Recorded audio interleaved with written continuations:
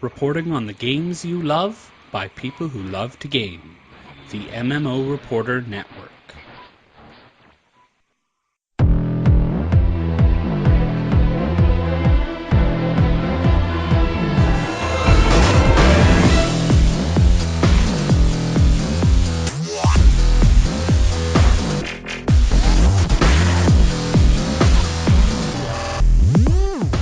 You're listening to Defiance Reporter on the MMO Reporter Network, brought to you by Audible.com. Get a free audiobook download at audibletrial.com/MMO Reporter.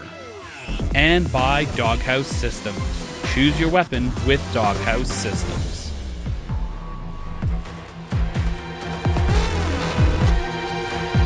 Greetings, Arc Hunters, and welcome to another episode of Defiance Reporter. I am your host, Ben, and with me I've got... Michelle! Today we're going to discuss the premiere of Season 2, as well as all of the crossover content that we've already had in Defiance, which has gone free to play, just because I want to discuss what has happened so far and how it could possibly affect the show. And we had some news from Trick Dempsey. He released a letter to the community explaining what's going to happen with Season 2. So this is going to be pretty exciting. Michelle, how did you like the premiere? Yeah.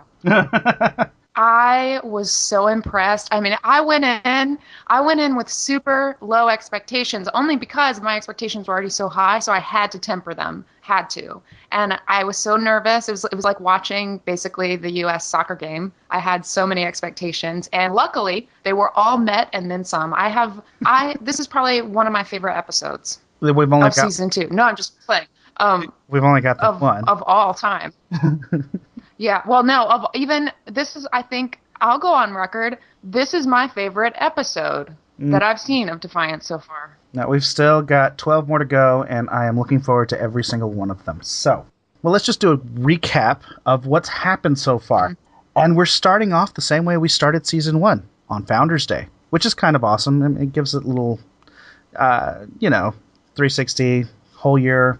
Well, no, you're right. It is a full 360, and it's kind of a trick because it makes you think that, we're starting off on Founders Day again. This is all going to be more of the same. We've had a few changes in who's who and who's the mayor, but we all generally know how this is going to go. And then very quickly you realize that you have no idea what's going to happen. But yes, it's Founders Day again in Defiance, and no one gets the day off. And did you get the same creepy feel that I did listening to Niles Pottinger speak to the town? Yes. And his intro, and have you ever seen anyone put on hand lotion and it be so strange and a little bit creepy? No, I've never watched hand models put hand lotion on that intensely before, and it was pretty creepy. His breastplate's pretty awesome, though. I have to give props to the Defiance costume department, because Churchill, the bioman behind Pottinger, looks fabulous, and that chest plate, just every time I see it, I think it's just really cool. And it belongs there. It is really cool. He just, I cannot get with the cape. For some reason, it was like when I saw him finally full on breastplate and everything, that cape just, it just made me, it made me laugh at him. And then it made me also be very afraid of him. So maybe that's what they were going for. I didn't feel intimidated by Pottinger at all. I mean, just Viceroy sitting there after the speech seemed more important, gave a sense of importance in that room, looking nonchalant, than Pottinger did with his full outfit. Yeah, their interaction was really good after Pottinger does this whole speech for Founders Day. And actually the voiceover was a really good narrative technique, because as you're listening to the new mayor go through his speech, you're also cutting into kind of, here's where everyone is at this point in Defiance. And it was just a really good way, I thought, to quickly touch base with most of the characters, and you really quickly find out what their new situation is. Like Rafe, you know immediately he's in a bad spot. He's in the mines. I think you actually tweeted that he looked like he was out of an episode of Undercover Boss. Yeah, he looked like he was Undercover true. Bosses. But did you notice that we didn't get a single glimpse of Christy except for that very beginning recap? She didn't show up in the episode at all. Yes. Just kind of like the servant. Cast in dinner. Yeah. Yeah, Well, and it's very interesting because you can kind of see her influence, though, throughout the entire episode, just because in the way Alec has to navigate between his good side and, his family name. So her spirit, I feel like, is there in Alec. You're right. I mean, he doesn't want to pull Adreno from humans. And I thought that personally was more towards the fact that he was raised up like a human. He identifies more with them than Christie's personal influence. But he's also walking around, and he's probably the only Cassie that's not wearing white all the time.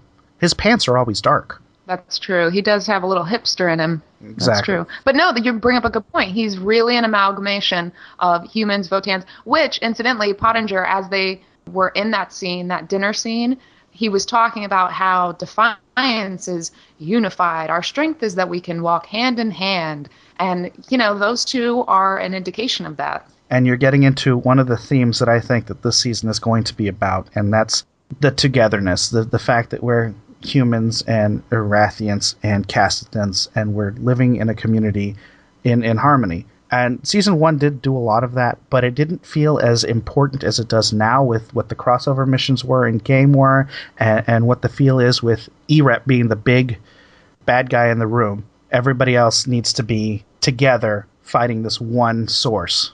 I'm getting the whole unity feel throughout this, and I think it's going to be a big constant with the rest of the show. So Pottinger made his grand speech, which was very grand. And, it looked like most people in the town were watching him. But I thought it was hilarious that he went straight to the need-want to see if Amanda watched his speech. And just their rapport in that scene, you could tell that they've had probably this conversation at least a few times before. Like, he was like a little puppy wanting her attention. I can see where you're going with that. And yeah, honestly, yeah. I don't think I can add much to that. You're right. Let's go ahead and move on from Niles, because he's going to be a hot topic throughout season 2. And I already loathe him, so I'm going to have plenty to say about him. The next thing that we move on to is Nolan and his hunt for Orissa. Now, this was a big thing that we left off on in season 1. Nolan was left for dead, and Orissa made a bargain with their god to bring him back. She made a very Faustian deal, yes. And then she ran off. So Nolan was left, and then we got the Defiance the Lost Ones episodes where we get to see Nolan running across the Storm Divide looking for Orissa. And then we've got crossover in game where he's looking for her. And then, of course, this first episode where he finally kills off Daigo and finds Orissa. Were you expecting Nolan to find Orissa that quickly in the episode, or did you think it would take at least throughout the entirety of the episode? Honestly, I thought that she would be found within the first episode. And it's not that she was lost. I should have expected, and I didn't, I don't know why I didn't, for her to find him. I mean, that's just a given. You're right. She was the one who actually found him and saved him from Varys. Yeah, she saved him. In L.A. Had she not been there, we don't know what would happen with the main character. We would have had a Defiance series without Nolan, which would have been interesting. Daigo's dead. Are you not as stunned with that? I am, but think about it. So did Nolan, he said that he hunted down the cult members, or he went through one by one and was kind of led on this path to find Orissa. He didn't kill all of them, per se, or we don't know if he did or he didn't. We don't know. I just think Nolan's not known for doing smart things all the time, but he is known for doing, kind of the right thing and working on kind of what would right the universe, right? And so I just think this was just him being so intent on getting justice for what was done to Orissa that he had no other option but to kill Daigo. And honestly, I think that he is he's a pretty honorific guy. He follows a code, and it may be his code, but he follows a code. And he said it himself, walking away. He justified it. Says he deserved that and more. So, yeah. There was no other option for Daigo. He was going to end up dead. I just didn't expect Nolan to do it. I mean, I saw the previews and the script and him shooting him, but I didn't think he was going to be dead. The rules have changed. Clearly. It's funny because one of the crossover events, Nolan's return, John Cooper, who is one of the Defiant few as well as Nolan, who knows Nolan, has said that without Orissa, Nolan is back to being his old self, which is the Butcher of Yosemite. So Nolan is just a cold-blooded killer without her. She is his anchor. That is so interesting. She's almost like his own personal conscience or God, if you will, like taking their relationship to a new level. Like she's kind of what keeps him a good person, if you will. And now she's got death whispering in her ear. Right. Oh, man. We will get to those visions, I'm sure, but you can just tell, first of all, Arissa looks completely different, but you can just tell that something's not right with her, that something's under the surface is completely changed. Well, and I don't see that change in her. I do see physically she looks older. She looks like she's grown up a bit while she was across the country for 9 months, but I don't see any of that psychological change. But I guess I could be looking at her the same way Nolan is, which is, this is a sweet, innocent girl who's just caught in the mix. She shouldn't be changed. She shouldn't be traumatized. She's just a little troubled. So honestly, I don't see a lot of change, but I do see those glimpses into her visions, and that's what helps. Yeah, to kind of justify how she's changed and what she's going through. I mean, Urzu's clearly, she's a weapon now, so she's just an instrument of whatever you want to call it, destruction. I'm not sure what the end goal is here, and to imagine she's going through that all on her own as a character, that's pretty rich. That's pretty rich material. Well, she chose to go through it all on her own. She ran away from Nolan. And I don't know what it was that made her come out of hiding for Nolan. I'm not sure it was just to save Nolan or if that was just coincidental. But something made her come out of hiding. And she convinced Nolan that they want to go back to Defiance. Right. That actually surprised me, because here I thought maybe Nolan still had ties to Defiance. Maybe he was the one that wanted to go back. And, oddly enough, Arissa, who's always wanted to basically blow the town, in the early episodes of season 1, she actually wants to go back. And we think this is just because Urzu wants her to go back to Defiance, but we actually don't know that. I'm just assuming that. Fias in the chat room makes an interesting point. It says she seems driven more by impulse from that scene near Griffith Observatory. The scene he's talking about, of course, is Mohawk Cassithan, who was slaughtered by Arissa, and we still don't know why or if that woman was even important. We saw her several times during the episode, and then Arissa just saw her, it sounded like we were listening into her head, and she sounded very confused and scrambled. And then she went off and killed. So I don't believe it's impulse, though. I almost want to say that Urzu is taking control of Arissa and actually using her as a weapon. It's not so much as, okay, you're going to go kill this person, and Arissa has a chance to argue. No, I think it's, if Urzu desires it, Arissa's going to do it no matter what. Yeah, and how do you stop that, since whatever it is inside Arissa and it's been activated, because that's what Nolan called it. He's like, that thing was activated. How do you get that out without harming Arissa? So it's really setting us up for what promises to be probably a very difficult season for Arissa. Well, there's also the fact that, and we don't know that this is Urzu, but this device, this thing, is coming across to her like one of her gods, one of her people's gods. So it's easier for her to understand this thing. But it's also coming across to her in the form of a child. And I don't know if Urzu was a child or not, but it could be that the thing that's in her is very childlike. So the vision at the very end of the episode where Nolan's throat is slashed could very much be Urzu playing with her weapon. Yeah, just kind of like toying around. You mean through visions? Through visions, yes. Yeah. What is it with but see, children are often used as creepy tools like this. I remember in Buffy, the Anointed One, which was built up, over the course of a season, and it turns out he's just this 7-year-old kid. That's kind of a trope that's been used to good effect in the past. And the young woman who plays Urzu this season, she's doing a really good job. I mean, I'm scared of her. Yeah, and there's a reason why we use children. They're just creepy when they have this sense of evil to them. Or if they even act like an adult, they're creepy, okay? Doesn't matter how sensible and smart they are. If they act like an adult and they're, 6 or 8, you think they're right off the bat. Children of the Corn, they're creepy. Right. So they are. But one thing that was really quickly about Arissa and Nolan, seeing them together, the rapport that that Stephanie and Grant have on screen is fantastic. And their dialogue, I thought, was so integral to their relationship when they get back together and they're immediately reminiscing on some of their adventures together, and they rehash the time that Nolan burnt off Arissa's hair in some sort of explosion. It was just that reunited scene between the two of them, I thought was impeccably well done. It was really good. Like nothing ever happened. Yeah, they do have a really excellent rapport on the screen, and I believe the father-daughter relationship, even with the rocky starts, it's there, and it works well. So, you're right. But let's move on to Alak. He's also very interesting this season, at least so far. Is he running the family business? He's certainly trying to, but he's not the one pulling the strings. But I feel bad for him. I feel bad for him because I actually think that Alak could potentially, fangirls are going to just come after me after I say this, but I think he could possibly run the business better than Stama could run the business. Because I think his ambitions are different than hers. And that's the thing. He right now is very, very confused. His father tells him to run or to do things one way. His mother tells him he should do things this way. He's got the influence of the humans that he was brought up with. He doesn't know his place. He's trying to live up to his parents' expectation and what his people expect of him.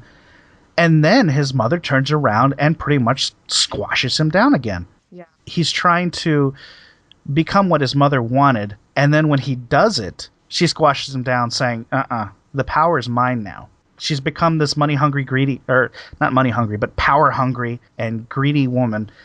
Well, she had those desires before, but all of a sudden, now that there's that opening, she stuck her foot in the door, and instead of prying it open, she lunged right through it, grabbed that power, and she's not going to let go. Not quite what I expected with Stama. I thought so too. Well, because normally she's a subtle character, and both her and Alak did their scenes together incredibly well, and I think it was really helped by the way the camera moved in regards to where they were in the scenes. And in the first scene that they have together, the camera is kind of angled up toward Alak, so it looks like he's in power. And then by the time you get to the end of the episode, the camera is completely angled down on Alak and angled up towards Stama, because clearly the dynamics have shifted and she's in control. But I don't think she was that subtle. She was very intentional, but she was not subtle in what she did to Alak. She knew that Alak would find out that she ordered Skeever to be, beaten and to return the money. And that was just her way of showing Alak that you may think you're in control, but you are not. So do as I say. It was just her way of proving her point. Well, and I agree with you with the whole Citizen Kane cinematography. You're right. Yeah. That was very well proven. But I feel like that last scene with Stama and Alak, we got to see her pretty much Gollum out on us. Yeah. You mean where she kind of let herself go a little? Yeah. I mean, her movements were no longer smooth. Last interview we had with Trick, he mentions whenever she's in the room, she kind of turns on Stama and she starts doing this alien movement and she's smooth with her motions. But that one scene, she was moving a little quicker than she normally does, and she was moving a little harder than she normally does. Immediately I thought, oh my God, the makeup. But I'm sure she did too on some level. She fell out of that role. She became Bilbo after he saw the ring again. Just rawr, give me that back. Yeah, and that's why this is going to be very interesting, because I know in interviews, it always comes across that Stama's first priority is, kind of she's learning this new way to exist in the world, but she still very much loves her family, and I would want to see her struggle with that. I think that would be more interesting. Yeah, okay, she loves her family. There's nothing interesting about that, but I mean that's clearly interesting, and I'm glad she loves her family. But I would like to actually see her struggle with what does she like more, the sense of power, or does she want to take care of her son? I think that all desire for family is kind of taking a back seat right now because she's enjoying the thrill. Very much like the drug she's peddling right now. Now, here's a question for you. Yes, ask it. How deep in bed do you think she is with E-Rep? Stama. Yes. See, you lost me at how deep in bed. After that, I kind of... Yes, okay.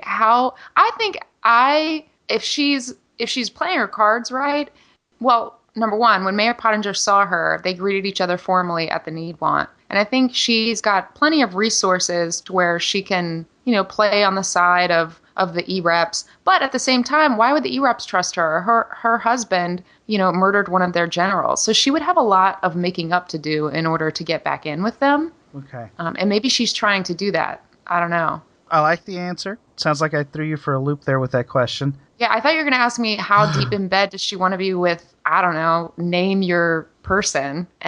But here's my theory. E-Rep took the mines from Rafe.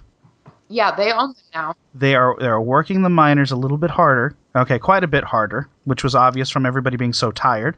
But they're also paying them well, or better than what Rafe was. And that was one point of contention that was brought up in the episode. I mean, the whole argument in the doctor's office that was Ewell's. And then there's the fact that it was mentioned people are picking up on the Blue Devil just to keep up with their shifts. So E-Rep's working them harder. They're in turn buying drugs. Stama's getting wealthy. Yeah, Stama's getting wealthy, and I'm sure she's giving them a cut. I mean, how else are you going to finance that office? Now, here's a question. So I agree with you, and that would be playing her cards right. And I'm wonder if, does Alak know this? Does he know that she's giving them a cut? Would he know that? Because Stama's very curious about the books, and I'm not sure if she's actually allowed to do the math so much. And maybe that's one of her problems. That was one of her problems in this episode. But I would imagine that Alak doesn't know half the things that his mother's doing. Oh, I'm sure. He's just her face right now. And it's obvious that she wants to change the face of the business. She wants to be the one in charge, and she doesn't want to hide behind anybody while she's doing it. So that's going to be an interesting pursuit throughout Season 2. Let's talk about E-Reps and the fact that they're still letting Rafe work in the mines. He basically shot at a ton of, E-Reps in the finale of the season. But not only is he working in the mines, he's living in his home still. So they didn't take it away from him. Can you believe that? I mean, they really must. I was actually shocked that he was still living in that beautiful California home of his. I thought that they would snatch that up immediately. But, I mean, isn't Rafe kind of in a position where they could pretty much do whatever they wanted to him? I'm not sure why he still has these perks, because it doesn't sound like people in the mines are actually that upset with the E-Reps. It sounds like the workers are really divided and that they didn't actually like Rafe McCauley all that much. They didn't. He worked them hard, didn't pay them much. So I just don't understand why they're rewarding him, other than the fact that, they want him to keep the peace in the mines. Yeah, which it's not a big enough incentive to give him his home, It's like, okay, keep the workers from revolting, work them hard, work with them. We'll give you this little shanty over here on the side. We won't throw you in Camp Reverie. That's good enough, I mean, talk about giving the canary in the coal mine all the power. I mean, they need to be careful because Rafe is actually speaking against the E-Rep. And one, contention I have is that when those Joseph and his brother were caught spray painting graffiti on the wall, they immediately called out. Like, as soon as they're put face to face with Pottinger and Mercado, they immediately say, Rafe's the one that's saying, you guys, he's calling you Nazis and he's right. And, at that point, I kind of felt bad for Rafe. Speaking of the brothers, what did you think about the whole escaping only to die by the hands of Hellbug scene? That, I was I guess I wasn't that confused. I mean, a bioman, clearly everyone needs your own personal bioman, because they'll just do not only will they be your personal, valet, but they'll also do your dirty work for you.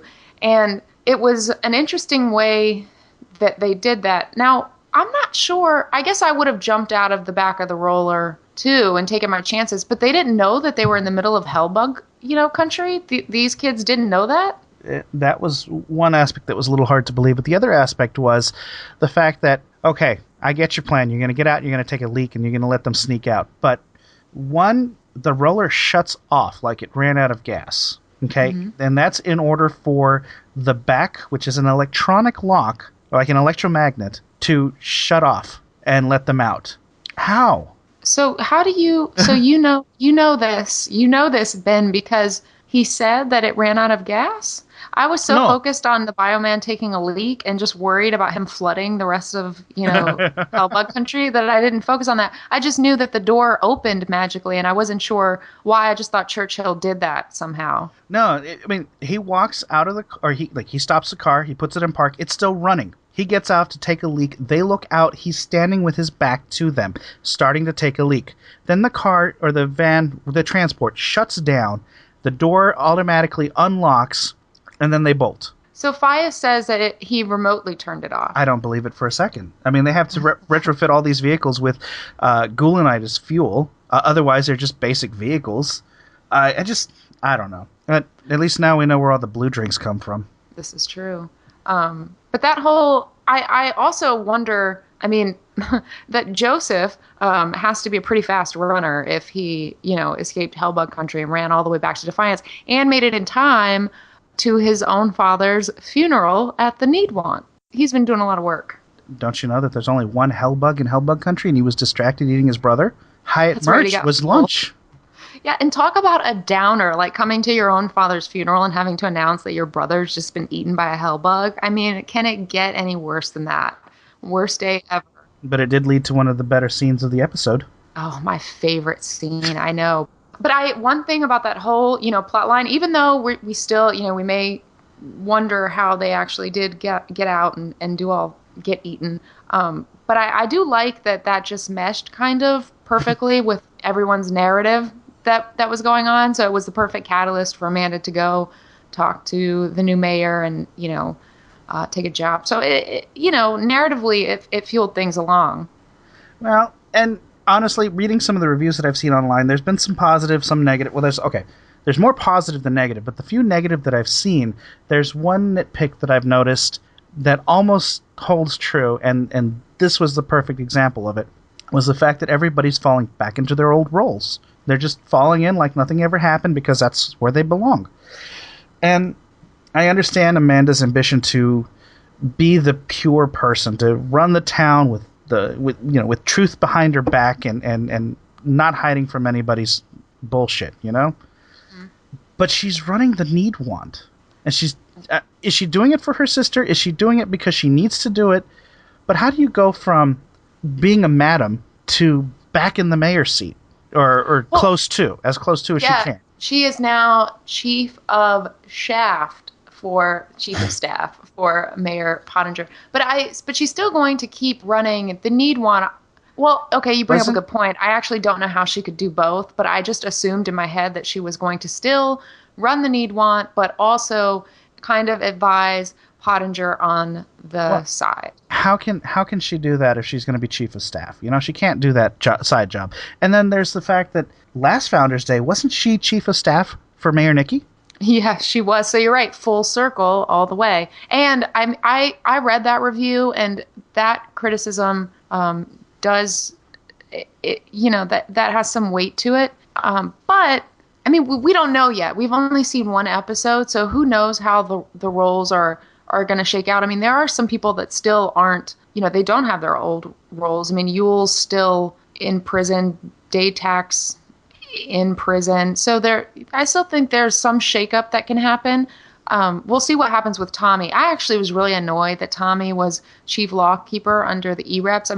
Sure, what else is he going to do, but... Well, and they would obviously come with somebody better equipped to handle that job, and he'd be the lackey. If you're going to be an E-Rep, you're going to start from the bottom. But no, they gave him the lawkeeper position. And I guess I can understand from the influence of, well, the people know him. So he's perfect for the job. They will respect him. He will be our bridge, our median between. So I understand that. But he is not lawkeeper material, honestly. And he really isn't. Ken from Chicago in the chat room, he does say here, or he or she, I apologize, says Amanda's still running the Needwant for sentimental reasons. Technically she could, get her new barmaid replacement for Jared to run the bar during the day and, do whatever she needs to do and then come at night and do drugs like any working professional. I don't know. And I will go back to what Ken said earlier. And the mayor wanted her as chief of staff. Yes, we know he wanted her. He's got an unhealthy obsession with her. And I'm sure what Michelle said was correct. she is now chief of Shaft. So, yeah. Or at least he wants her to be. I doubt she'll get to that point. I want to bring up two other things, and one was that fabulous end song. Yeah, Across the Storm Divide. Wow. I thought it was really... Did you not like it? I actually really liked it. I laughed every time I heard any kind of reference to Defiance, and them thinking that it was going to fit in and be comfortable and sound like a normal song. And I laughed my butt off when I heard the whole getting freaky with a sense-off part. And I could not help myself. That was the best line. Wasn't it supposed to... But it was supposed to be a kind of tongue-in-cheek, right? It had to be. I figured if Kevin Murphy wrote the lyrics, it had to be a big tongue-in-cheek kind of thing. I just thought it was funny because we're all expecting some more Johnny Cash, rehashing season 1, and here we go with the Johnny Cash of New Earth. I was just incredibly surprised. Well, I mean, it was 33 years later after the wars happened, and I can see there being music after everything settled down a bit, Maybe it's a newer hit, but the thing is I don't know. It didn't quite fit. It was funny. It was cute. It was in the moment. I hope they don't do it again. I'm sorry. It didn't work for me. Well, okay, I see where you're going with that because I did enjoy that very much. But you're right. Maybe it belonged more so in just kind of, maybe at Tar Tracks Records, Alax just kind of playing it in the background or something, because it was quite a juxtaposition to see some very serious, creepy things going on, like Amanda doing drugs and then Pottinger clearly, spying on her with a live feed. And then the last scene with Arissa and Nolan, with maybe I can see where the song could have been a bit of a distraction because there's just so much going on in those clips. Or it could have just been there to make the scene heavier once Nolan's throat was stabbed, You went from this lighthearted and funny and everybody's laughing and all of a sudden, holy crap, what the hell just happened?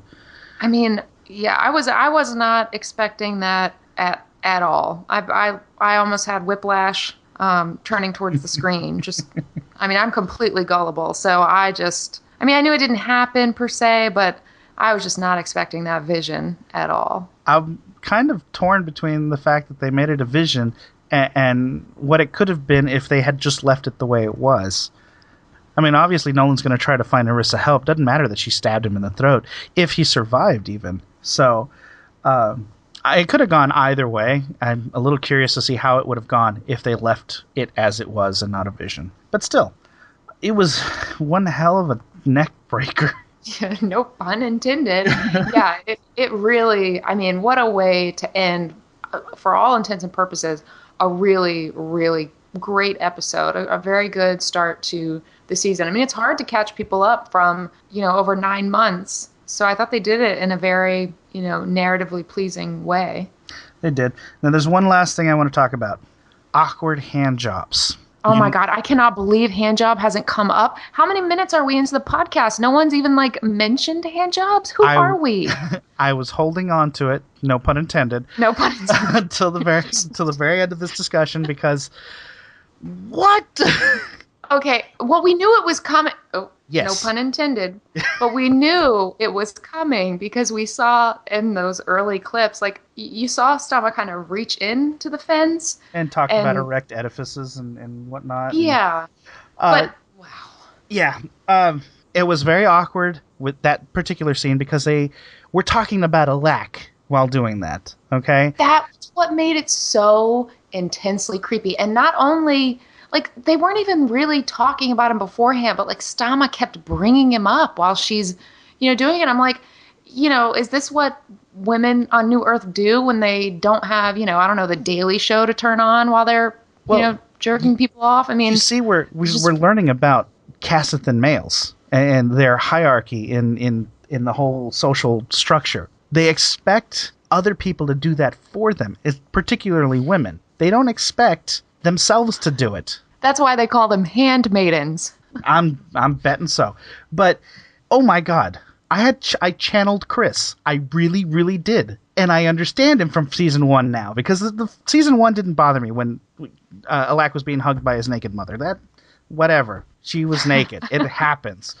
But oh God, the hand job and talking about Alak like he was something to be proud of. And well, yeah, and how he reminded her of Daytak, basically. I mean, but you know what? They have different norms. I'm fine with that. That to me was less disturbing than the second hand job, which disturbed me. I think maybe I woke up in the middle of the night still disturbed about that particular scene, just because it seemed so weird. No, I love Doc Ewell even more now because she does not miss a beat. Every line she has had this episode was snarky as all get out and the perfect line she could possibly come up with. So I am so impressed with her. I laughed my ass off when that scene happened. It didn't even disturb me in the least. What made it even funnier was the fact that Daytak stopped as soon as she spoke. Didn't matter what she said. He just stopped like, oh, you killed this. Yeah, literally, like nothing's happening now. And then what's going to be so funny, or what is it? It's clearly implied at the end of this episode, like, even despite that, they're still going to be a team. They're still going to get out of, prison together and be perfectly fine. But maybe it's not weird. I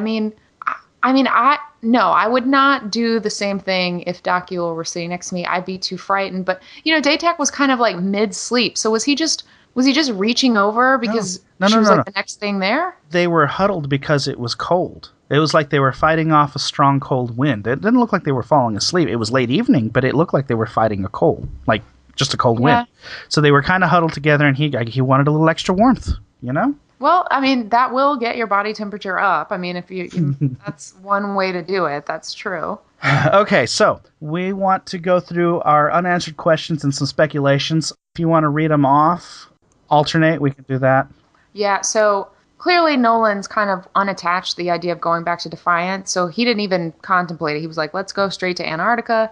So how is Nolan, I'm just curious, how will Nolan react to going back to the town? He's clearly detached from it. So is he going to be excited to be there? Is he going to immediately fall back into his old role like everyone else? No and yes. He's not going to be happy to be there, and he's definitely going to fall back as lawkeeper. Because Tommy's just going to step aside, Nolan's going to take the badge, and everything's right with the world. That's what's happening. That's the only thing that I don't like.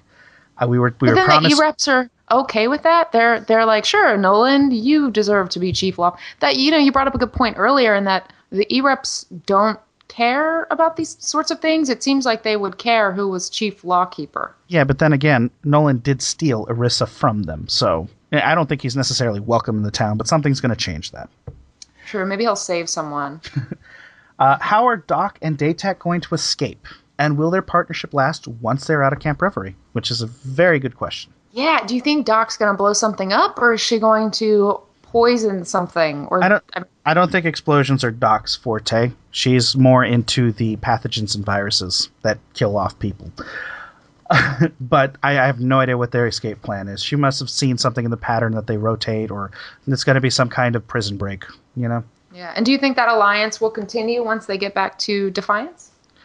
No. Daytak and Raph's alliance didn't last at all either, so... It's true. I'm just curious, will Amanda continue to kind of butt heads with Pottinger and kind of check him at every turn? Or, at some point, will Amanda, kind of in a drug-induced haze, fall under his spell for a moment and then do something completely out of character that will chop everything up? That's good. I can definitely see that happening. You're right. I can see that happening, yeah. Irzu is clearly using Orissa as a weapon, but to what end? To expound on this, Irzu made that silent promise to resurrect Nolan if Orissa became her weapon, so why is she sending visions of Nolan's death to her? What is her endgame? Has Orissa become some sort of sleeping, walking assassin with no real knowledge of who and why she kills? Yes. She's... I think we're getting a clearer understanding of what this mechanism does and the fact that Urzu's just controlling it, but we still don't know what the end is. But clearly it's something that's in Defiance, and that's basically the key to the universe. Risen Yura in the chat room, which I believe is Lonely Nerd Dead on Twitter, says it's to control Orissa, and she has a valid point. If she gets rid of Nolan, Orissa's all hers. Yeah. But again, there was that promise, and Irzu snapped her fingers. Nolan was alive. Now that brings up a bigger question. If Irzu willed Nolan alive, can she do the same for Daigo, who is her faithful servant? So you're saying that she would resurrect Daigo? Yeah, I mean, he's done a lot for her. Yeah, and he's been seeing visions. You know, before his death, he was saying all these things about his visions, and he will feel her sweet embrace. So maybe that could actually be what he's alluding to. Her sweet embrace being kind of resurrection. Mm-hmm. Now, and then he would become an instrument, maybe. Ken from Chicago brings up a very valid point, and if you saw previews for next episode, it makes a lot more sense. Does Irzu really need Orisa to kill specific people, or just kill at random, like a vampire needs to feed? Well, that leads into your next question, because you asked if the Mohawk Casty woman, why she was killed, and, Ken has a good point. Maybe she was completely random. Yeah. I got the impression that she was more important because she was shown throughout the episode several times. So, it could just be that she needs to feed. And we saw in a preview from next week, she was on top of another Cassethan woman, and we saw some snaky, silvery gold tentacles coming out of her throat and into the other person's mouth. So, who knows what's going on? Now let's talk about MVPs of the episode. You had one, and I had one. Yeah, I agree with yours, but mine's basically a partnership. So Nolan and Orisa, because I just love the scene of them getting back together. I thought they played it so well, and I was, they're not necessarily my favorite characters, and I thought they just did an upstanding job of taking those characters, acknowledging that they've got some stuff to deal with, but then taking it right back to what their relationship has always been. They're just so natural together. So I thought they were MVPs. Now, mine was actually Amanda's, and not because of some of the things she did in the episode, like refuse to believe that Kenya's dead, or, take drugs and allowed herself to be spied upon, but because she tossed aside our expectations of drowning her sorrows in a bottle of scotch and taking charge when and where she needed to. So she's taken the backbone from Kenya. She's standing up to people, and she's not afraid to do it. She's got a hint of Stama in her, where she's kind of being a little conniving, trying to manipulate not other people, but her own life back to a semblance of what it should be.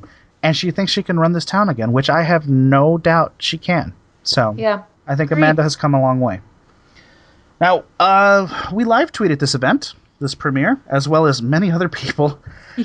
And there was a few choice tweets that we pulled up, and some of my favorites were actually from Hellbugs. She made me laugh quite a bit. One of my favorites from her was, Stama, seriously, please don't talk about your son while giving your creepy husband a hand job. And we're back to that. Rules for life. Another one came from Tracy Sanderson, which is Pantrocious, at Pantrocious. She goes, was that Alka-Seltzer in that bath? Does Alka-Seltzer do that if it's in the bath? For science. I'm sure she tried that after the episode. No. Right. Which Trick followed up with the most perfect comeback you could ever come up with. Plop, plop, fizz, fizz. Oh, what a joy it is. Which, if you remember your old... tagline!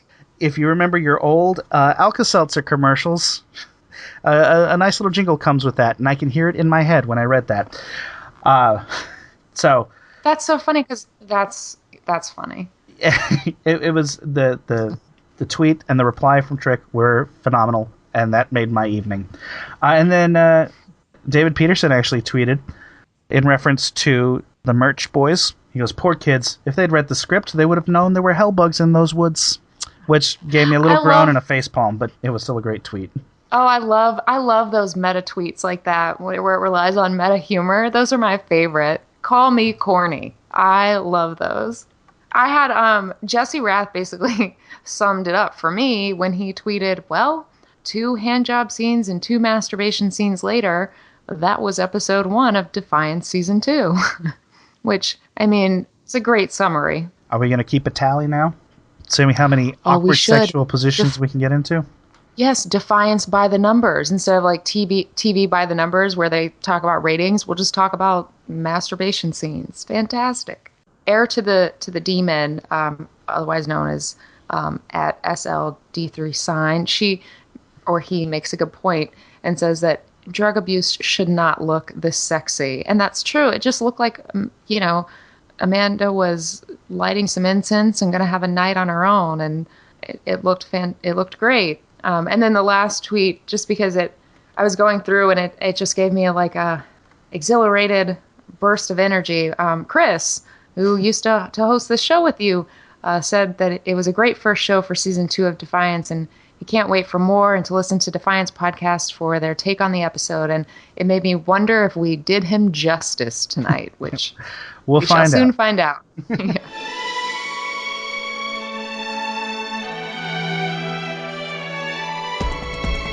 Off the set.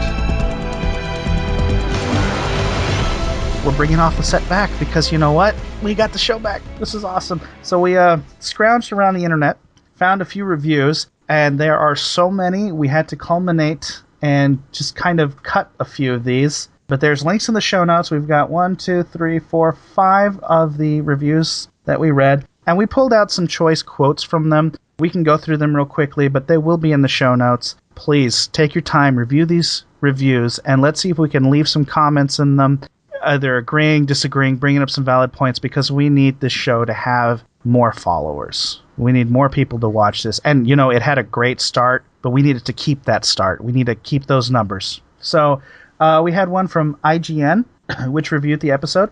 One of the quotes that Michelle actually pulled out was, "The whole quest to find Arissa might not have amounted to much given that the end result was just the two turning around and heading back to Defiance. But the increased emphasis on Arissa's vision and her apparently uncontrollable murder streak is certainly intriguing."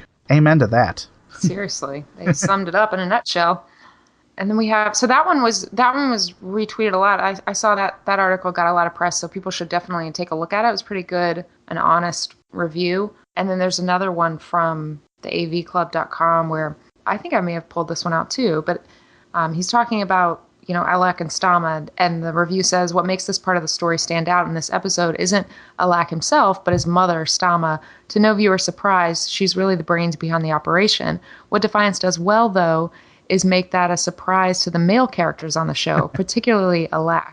Stama is generally less interesting when she's pure Lady Macbeth and much more compelling when navigating the alien but still recognizable patriarchal system." And that's a really good point, because we all know what Stama's endgame is, but it's so funny to see the males on the show just look so surprised when, she pulls out these manipulative ways of hers. See, but I thought they did such a better job of it this time because Alak knew his mom was going to pull stuff. He does know. That scene where he's about to get into the bath and then he stops and starts putting back his belt on because she's starting to dance around what she wants to say. And he says, just come out and tell me. And then later when... talk? Yeah, later when he says straight talk, and she gives it to him straight, that's when he's surprised. It's not the fact that she's doing it behind his back. He expects that. But the fact that she came to his face and said it, that's what took him back. They're getting better. They recognize her. And she's getting bolder. Like I said, she's pulling that whole Gollum thing, She wants that power. She's not going to let it go. And I don't think she's going to let her family get in her way. I don't think so either. Agreed. So I liked that quote, only because I wanted to dispute it. Perfect. So we got TV by the numbers. We got a Huffington Post one, and then we got one from Den of Geek, which is, one of our favorites. We like to pull Den of Geek up quite frequently when we review these episodes. This one from Den of Geek goes, "Amanda Rosewater feels much more genuine as a proprietor of the Needwant than she ever did as mayor. And holy crap, look at that window. Whether she's playing Stama, Tar, the cast and crime family's cut of the profits, or indulging in a little Blue Devil pick-me-up, with these new flaws, her decision to take the job as Pottinger's chief of staff doesn't seem as naive and idealistic as it would have last year." So she is changing. She's got more facets to her personality. And I like that. Final thing for Off the Set, Defiant Few. This was shown during the previews of the episode. Defiant Few is a casual, and let me say it again, casual game that allows you to win a 2015 Dodge Challenger.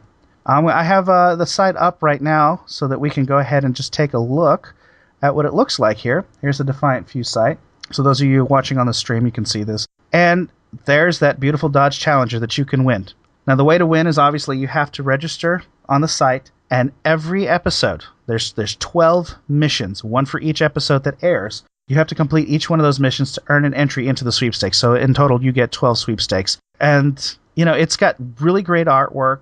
I played it. Now, I do have to give a warning of caution. It didn't work really well in other browsers. IE 9 worked really well, but it slows down. It's the Flash or whatever they used to code the game was running slow. It had too much to compile as you were playing it. But it's basically a shooter, but it's a really easy one. You wait for the bullets to pass you, then you shoot. You're always in cover. Complete the missions. This particular mission this week was escaping from Camp Reverie. So it's going to tie into the episode. Obviously, next week is probably going to be the big break-in, or the breakout, rather. And that's how this is going to tie in. There's a video with it. It explains what's going on. We learned about this woman named Camden Pace, who is an Ark Hunter inspired by the Defiant Few Soldiers. She's the one who gives you these missions. And she's trying to halt an interspecies war that's forming, and you are the tool to her endgame. So give it a try. If anything, just to try to win that beautiful Dodge Challenger there. Have you actually taken a look at that yet? I have not, but I'm doing it this week because I would actually love to win a Dodge Challenger. There is one other article, and I see chat actually bringing up IO9. I think they're talking about the review that was actually released, but I want to bring up the article that was actually sponsored by Sci-Fi. They asked IO9 to write this, and it was actually really interesting, and it was called Could You Learn to Love an Alien? The link is in the show notes. Give it a read. We'll go ahead and discuss it next episode. But it was kind of fascinating, so give it a read. It's worth your time.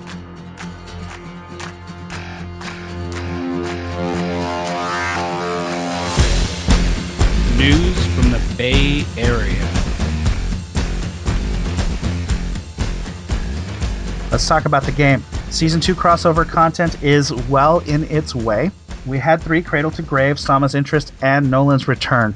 Right now, we have Sama's Interest still up and Nolan's Return still going. Fortunately, Cradle to Grave is no longer available.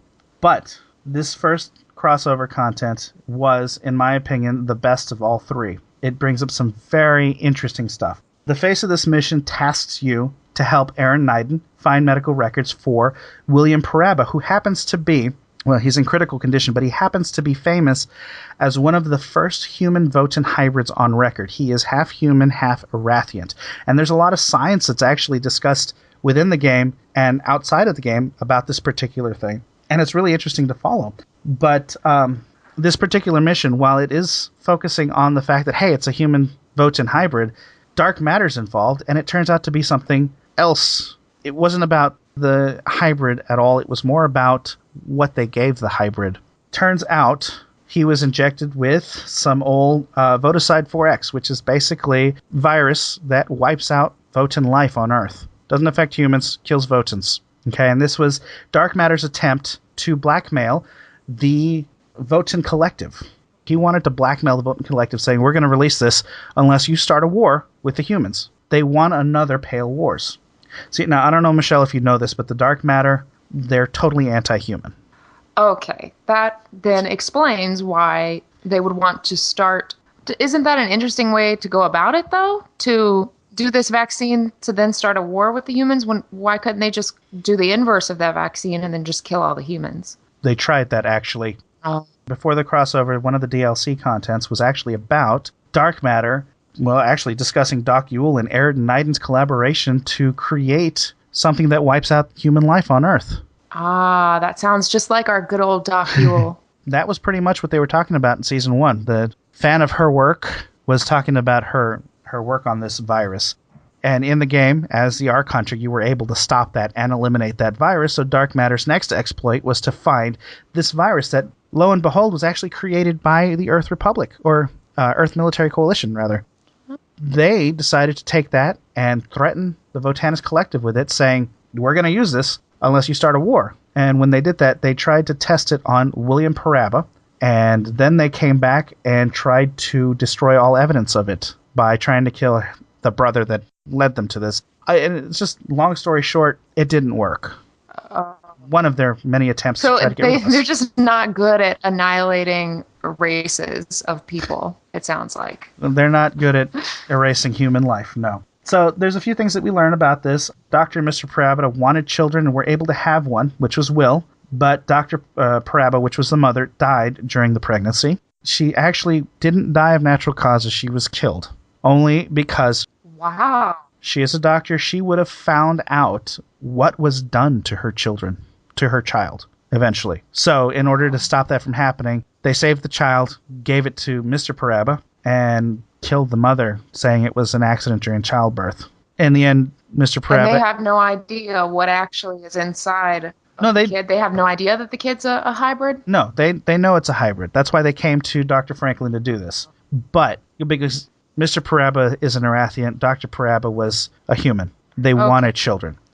But Dr. Franklin was experimenting while incubating the child in Dr. Paraba. Got it. We learned that Dr. Franklin was responsible for finding a way to make the viable human Votan hybrid, was also working with EREP to create 30 viable embryos they are developing in converted bioman vats for testing. There's 30 more.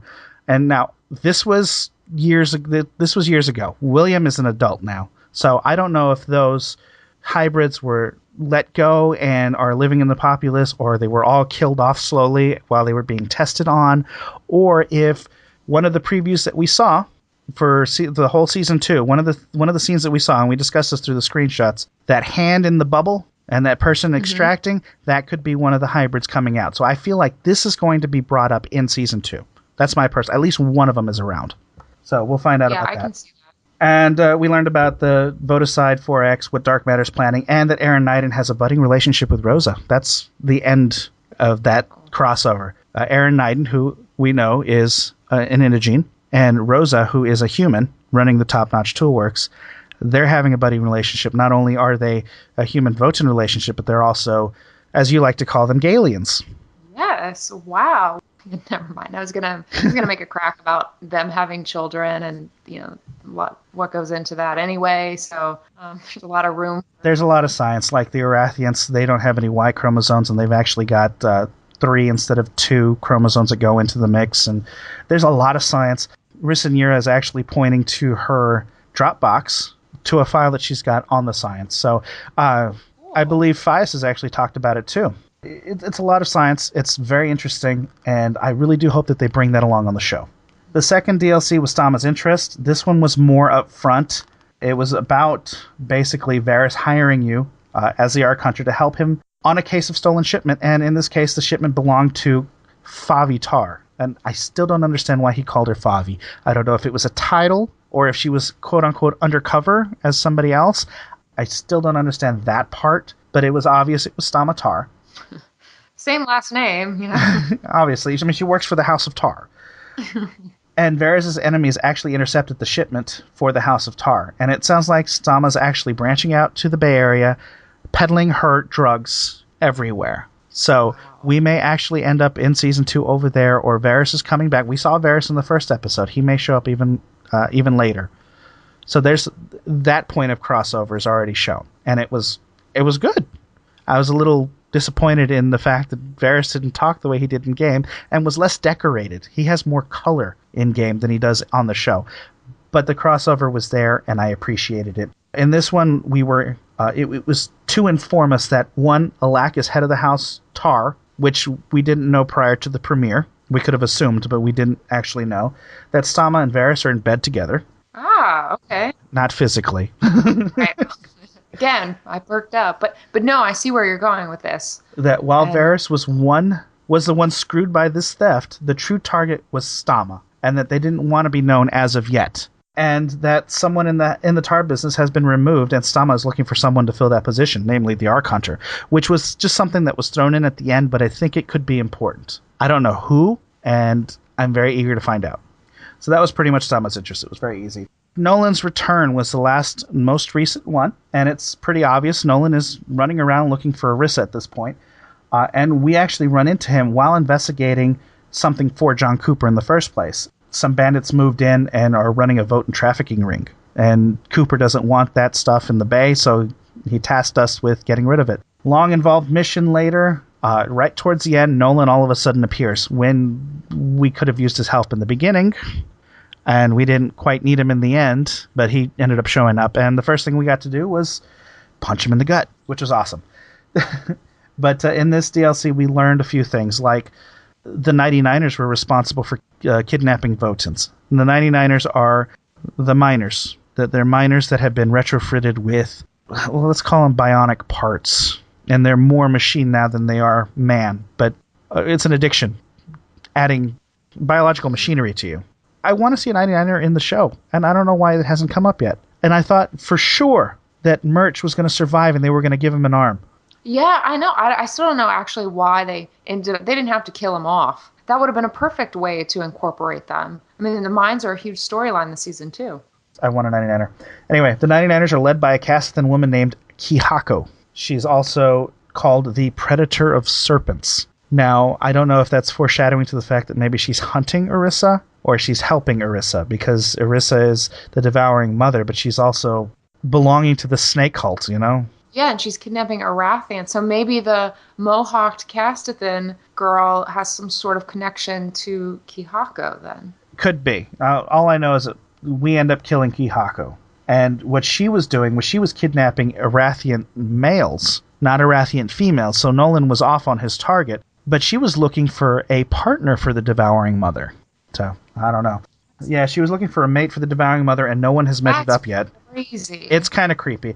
If you listen to the audio tape that gets played, or the intel, wow. If you don't measure up, she pretty much eats you. Devouring mother, literally. And that's because she's not the devouring mother. Can you imagine what Orisa would have done? That's true. Nolan now owes the Ark Hunter, who is you, a hell of a large debt for helping him, which I'm very curious to see how that plays into the future. Varys is aware that Nolan is in the area and has given orders to not let him leave, which leads us to the scene in episode 1. And without Orisa, Nolan is reverting back to No Man, the Butcher of Yosemite.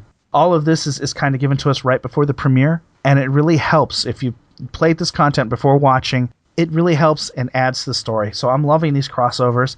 I'm kind of surprised we got 3 before the premiere, and I'd like to see... okay, wishful thinking is 3 before each episode, but that's not going to happen. But...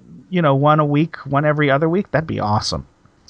And then Rissanyira in chat room makes a very good point. She uses a lot of afflicted sound effects when they use her. So I don't know if she's afflicted or not. She didn't look afflicted, but she is kind of sick.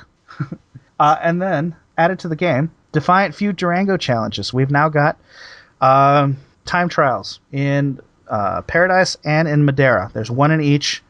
And let me tell you right now, that Durango can turn on a dime, but gosh, if it has a hell of a lot of weight on it. Once you build momentum, it's fast. If you are trying to change direction rapidly, it is slow. So physics are very interesting. When you're running these races, be very careful. You're going to have to give it a couple of tries. And right now, there is no win a Durango if you get first or second. It's basically script and XP. But we are actually getting a new title track. Yes, more faction. You're going to earn faction called the Defiant Few. We're going to get a faction vendor, which will have Dodge Durangos in various colors to buy, weapons, costumes, and titles. And according to DefianceData.com, the new faction and vendor will appear by episode 5 of Defiance. That's 5 weeks away.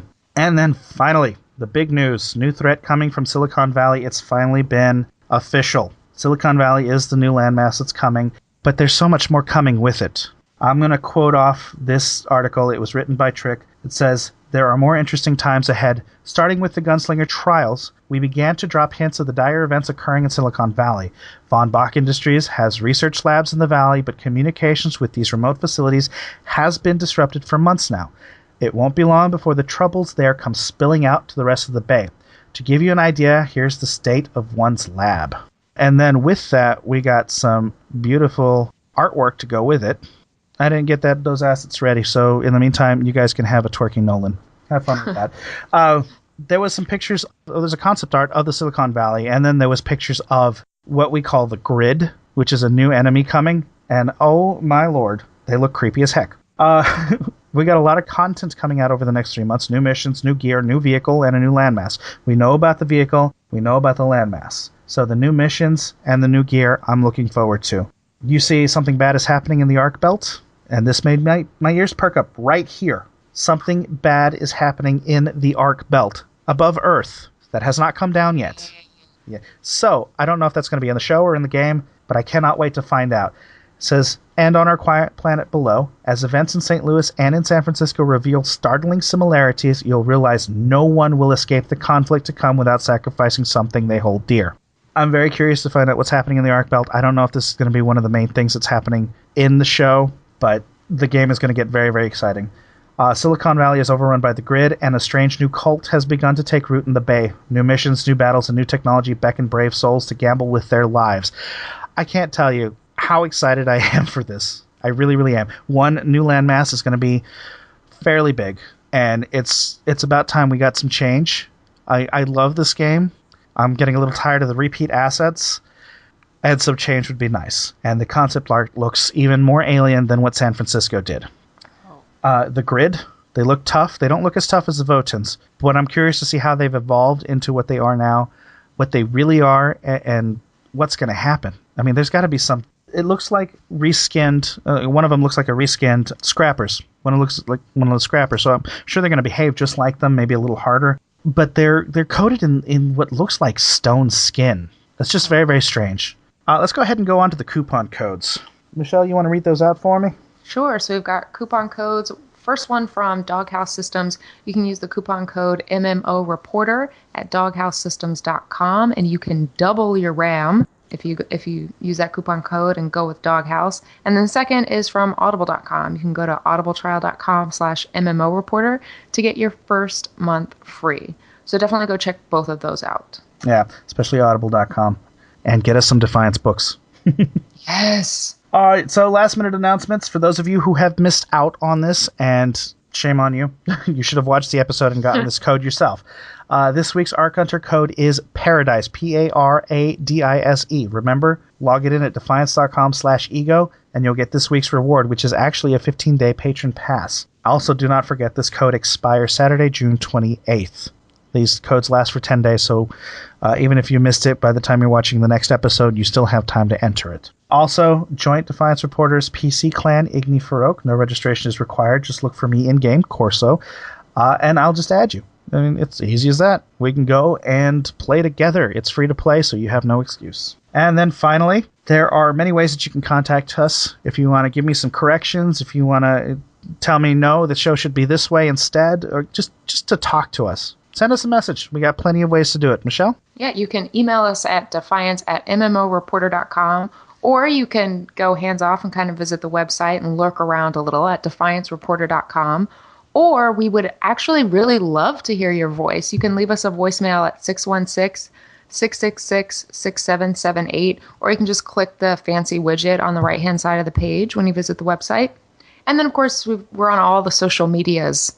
So you can catch us on Facebook at facebook.com/Defiance Reporter, or on YouTube at youtube.com/user/MMO Reporter Network. Or we're also on Twitter in a number of ways. So twitter.com/Defiance Podcast or at Defiance Podcast.